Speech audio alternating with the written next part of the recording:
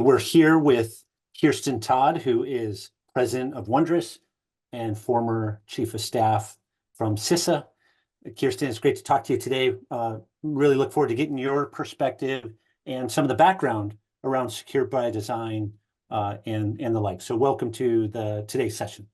Thanks so much, Joe. It's great to be here with you. Since you were at CISA when secure by design was being formulated and then rolled out, what was some of the motivation for CISA to pursue secure by design in the first place? Sure. So it was actually one of the key initiatives in 2023 for CISA. And the catalyst for it was really the understanding and appreciation that the vulnerabilities and the compromises and the breaches that users and companies and different communities were being impacted by really sourced from defective code and software and hardware that was developed without security as a priority. And this appreciation that rather than continuing to try to fix the symptom of the problem, which are the breaches and the vulnerabilities, that we go to those who produce the hardware and the software to say, we've got to be incorporating security into what we're developing. We have to prioritize security as an approach to how we're building technology, and that secure innovation, secure technology shouldn't be an oxymoron, that's actually where we need to be in the focus and the prioritization. And then when the Office of the National Cyber Director within the White House released the strategy in March of 2023, that it was also prioritized in that document to really emphasize this piece that we've got to take the burden of these issues away from those who actually don't have a lot of ability to change them and put them on the companies that are building the software, building the hardware, building out the supply chains and the ecosystem. Yeah, so shifting, that burden of responsibility, ultimately ensuring there's high quality code that's resilient, obviously an important issue. And as you say, it was included in the National Cybersecurity Strategy, and it's embodied in Secure by Design. If you go back even further and think about the NSA issuing guidance on memory safety, which is a core tenet of all of this, really, to get to the heart of the matter, why is it the National Cyber Director wanted to include it in the National Cybersecurity Strategy? Why was the NSA issuing guidance? And what's really at stake for the nation and national security enterprise? Why do people care in the first place? It's this appreciation now that in order for us to build a strong, secure, safe, resilient nation underpinned by strong, secure, safe infrastructure, this is not a nice to have. This absolutely has to be a priority. It's a need to have. And certainly when you saw that directive from the National Security Agency, and then you see it from the White House and the civilian agencies, it is this effort to work with industry to say this has to be a priority. And you've also seen now the civilian side of the federal government bring this into procurement to prioritize this type of approach, the transparency around secure by design, into how they're deciding which companies the federal government can work with. Because we don't have a safety net, we don't have a lot of latitude for error. The threat environment is arguably some of the most intense issues today that we've ever seen.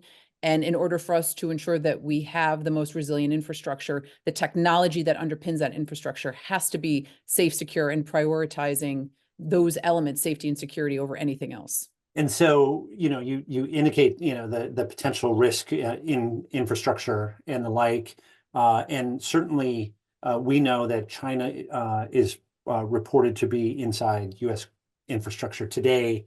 What kind of motivation is there for these programs as a result of that type of threat, China doing cyber attacks on U.S. critical infrastructure? Is it about reaction to that threat, or is it about future state resilience 10 to 20 years from now?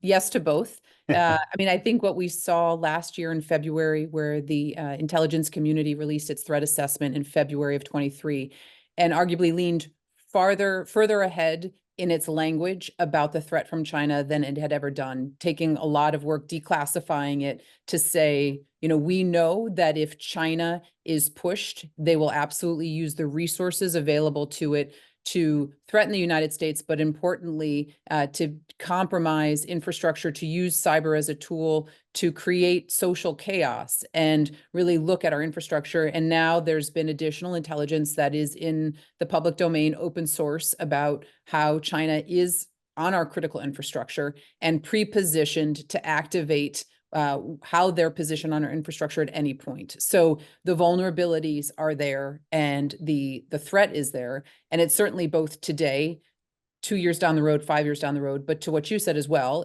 we're also looking at decades, and we have to invest in the security and the safety now. As we all know, safety and security is much better when it is a part of the process and not something that's bolted on later, because it's never as good. And certainly the imminent threat from China today and what we know through open source intelligence leads us to prioritize and make these issues more urgent than they've ever been. Yeah, the imminent threat is obviously has high consequence or potential for high consequence, and certainly implications very significant. And it's amazing to me that the government is so coordinated and focused and really leading the way, especially CISA. But you think about the NSA issued guidance, the National Cybersecurity, including this, and then CISA leading the way with Secure by Design and rolling out programs, creating awareness, giving people a North Star to shoot for, et cetera, all very, very positive. And so what has been the response then from industry as we think about adoption and how that might affect our resilience in light of a national security risk? I think we've seen a little bit of a range. I think certainly if you go to technology companies and you ask them to prioritize safety and security, they're not going to push back on that. The challenge comes from how do you do that? How do you do that in a way that's efficient and effective? And while that is an end state or that's a destination, the time between where we are now and getting to that place might be much longer than we have the ability to wait. And so you're seeing a lot of inputs, again, more broadly. Every company is going to say, absolutely, we prioritize safety and security. The ability to do that, how that shifts production, how that shifts priorities, resource allocation, all of those issues create complexities in achieving that goal. So based on what you've seen and conversations you've had with industry leaders, who's embracing these kinds of programs and rolling them out? And what might be some of the barriers, at least at this stage, in getting things like Secure by Design adopted? I think you're certainly seeing critical infrastructure appreciate the prioritization of this. Whether it's energy, communications, healthcare, everybody appreciates that we've got to be looking at this. There's an attempt to understand what are the questions I, as a critical infrastructure owner and operator that's contracting with a tech vendor, what do I need to be asking to ensure that this safety and security elements are baked into what they're giving me, and getting a broader education and understanding. And I think that is the key piece. Certainly resource allocation, education on what questions to be asked. What are you looking for? What are indicators of this prioritization are part of the process. It's got many layers, but I think the motivation and the momentum that you're seeing in the space because of the leadership of the federal government now partnered with industry that is appreciating that. But really, I think the government's leadership on this has been critical to say, we can't tolerate this, this lack of prioritization anymore. And we have all of this intelligence to say, we've got to ensure that we're giving the best to our critical infrastructure. And are there barriers to adoption that you see? Well, I think it's resources, it's knowledge, education. What does secure infrastructure look like? Certainly companies know what security is, but when you buy a technology, it's sort of like data. When you're buying something, you don't know where the data came from, and you actually aren't looking at the transparency of the ecosystem of where that data is coming from. Similarly, with technology, you're looking at what the technology can do. You're not always looking to see what the technology was made of. And that's where also the software bill of materials and these other elements to really get transparency into software and hardware development is playing a critical role. So I think, as we're looking at the evolution of this, as much transparency, education, awareness, knowledge, and transferal of information in this process becomes so much more critical.